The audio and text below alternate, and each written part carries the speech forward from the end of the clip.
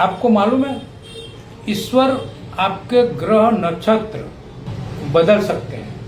आपको मालूम है महाभारत का जब युद्ध कौरव और पांडवों के बीच में चालू हुआ था, उस टाइम पर जब दुर्योधन की कुंडली देखने के लिए धृतराष्ट्र ने कहा तो पूरे राजयोग के ज्योतिष को बुलाया गया और उनसे कहा कि दुर्योधन की कुंडली देखा जाए कैसी है।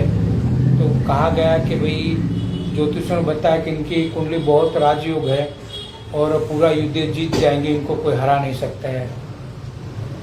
वो देखने के बाद में युद्ध जब चालू हुआ तो धृतराष्ट्र रोज संजय से पूछते थे कि भाई क्या है आज का युद्ध का समाचार।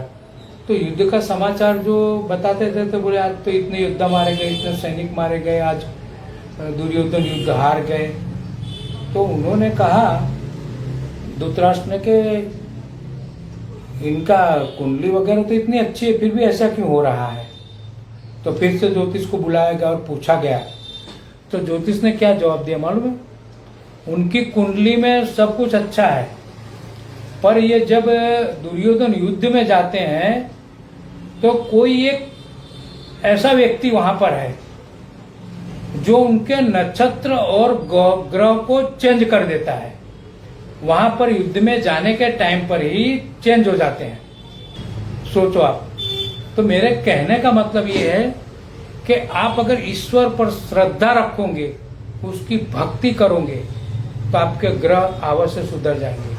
भले ही आपकी कुंडली में कुछ भी लिख करके आया है, पर आप सच्चे मन से श्रद्धा से ईश्वर पर भरोसा रखोगे तो आपके ग्रह नक्षत्र सुधरेंगे सुधरेंगे सुधरेंगे।